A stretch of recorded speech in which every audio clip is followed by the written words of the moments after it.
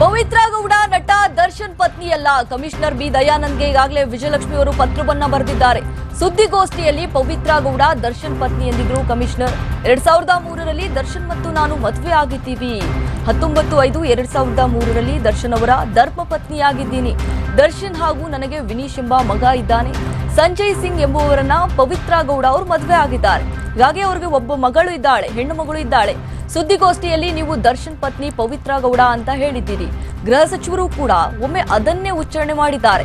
ಹೀಗಾಗಿ ಪೊಲೀಸ್ ರೆಕಾರ್ಡ್ನಲ್ಲೂ ಕೂಡ ದರ್ಶನ್ ಪತ್ನಿ ಅಂತ ಉಲ್ಲೇಖವಾಗಿದೆ. ದರ್ಶನ್ ಅವರನ್ನ ಮದುವೆ ಆಗಿದ್ದಾರೆ ಅಂತ ದಯವಿಟ್ಟು ಯಾವುದೇ ಕಾರಣಕ್ಕೂ ಉಲ್ಲೇಖಿಸಬೇಡಿ. ದಾಖಲೆಗಳಲ್ಲಿ ದರ್ಶನ್ ಅವರ ಪತ್ನಿ ಅಂತ ಏನು ಯಾವುದೇ ಕಾರಣಕ್ಕೂ ಬರೆಯಬೇಡಿ. ಬೆಂಗಳೂರು ಪೊಲೀಸ್ ಕಮಿಷನರ್ಗೆ ಈಗಾಗಲೇ ಏನು ದರ್ಶನ್ ಅವರ ಪತ್ನಿ ವಿಜಯಲಕ್ಷ್ಮಿ ಅವರು ಪತ್ರವನ್ನ ಬರೆದಿ ಮನವಿಯನ್ನ ಮಾಡಿಕೊಂಡಿದ್ದಾರೆ.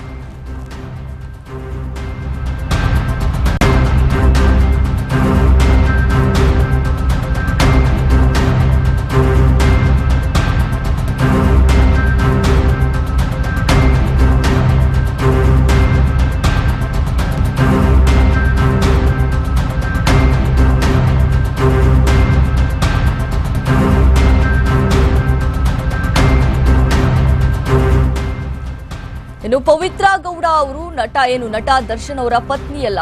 ಕಮಿಷನರ್ ಬಿ ದಯಾನಂದ್ಗೆ ಪತ್ರವನ್ನ ಈಗಾಗಲೇ ವಿಜಯಲಕ್ಷ್ಮಿ ಅವರು ಬರೆದಿದ್ದಾರೆ. ಸುದ್ದಿಗೋಷ್ಠಿ ಮಾಡುವಂತಹ ಸಂದರ್ಭದಲ್ಲಿ ಪವಿತ್ರ ಗೌಡ ದರ್ಶನ್ ಪತ್ನಿ ಅಂತ ಏನು ಕಮಿಷನರ್ ಅವರು ಹೇಳಿರ್ತಾರೆ. 2003ರಲ್ಲಿ ದರ್ಶನ್ ಮತ್ತು ನಾನು ಮದುವೆ ಆಗಿದ್ದೇವೆ. 19/5/2003ರಲ್ಲಿ ದರ್ಶನ್ ಅವರ ಧರ್ಮ ಪತ್ನಿಯಾಗಿದ್ದೇನೆ ಅಂತ ಹೇಳಿ ಈಗಾಗಲೇ ಪತ್ರವನ್ನ ಬರೆದಿದ್ದಾರೆ. ದರ್ಶನ್ ಹಾಗೂ ನನಗೆ ವಿನೀಶ್ ಎಂಬ ಮಗ ಇದ್ದಾನೆ.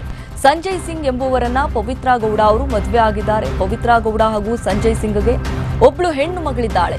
ಸುದ್ದಿಗೋಷ್ಠಿಯಲ್ಲಿ ನೀವು ದರ್ಶನ್ ಅವರ ಪತ್ನಿ ಪವಿತ್ರ ಗೌಡ ಅಂತ ಹೇಳಿದ್ದೀರಿ. ಹೀಗಾಗಿ ಯಾವುದೇ ಕಾರಣಕ್ಕೂ ಆ ರೀತಿಯಾಗಿ ಹೇಳ್ಬೇಡಿ. ಗೃಹ ಸಚಿವರು ಕೂಡ ಒಮ್ಮೆ ಅದನ್ನೇ ಉಚ್ಚಾರಣೆ ಮಾಡಿದ್ದಾರೆ.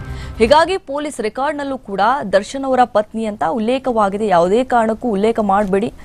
ನಾನು ಏನು ಪವಿತ್ರ ಗೌಡ ಅವರು ನಟ ದರ್ಶನ್ ಅವರ ಪತ್ನಿಯಲ್ಲ, ದರ್ಶನ್ ಅವರನ್ನ ಮದುವೆ ಆಗಿದ್ದಾರೆ ಅಂತ ದಯವಿಟ್ಟು ಉಲ್ಲೇಖಿಸಬೇಡಿ. ದಾಖಲೆಗಳಲ್ಲಿ ದರ್ಶನ್ ಅವರ ಪತ್ನಿ ಅಂತ ಬರೀಬೇಡಿ. ಬೆಂಗಳೂರು ಪೊಲೀಸ್ ಕಮಿಷನರ್ಗೆ ಏನು ದರ್ಶನ್ ಅವರ ಪತ್ನಿ ವಿಜಯಲಕ್ಷ್ಮಿ ಅವರು ಪತ್ರವನ್ನ ಬರೆದು ಮನವಿಯನ್ನ ಮಾಡಿಕೊಂಡಿದ್ದಾರೆ.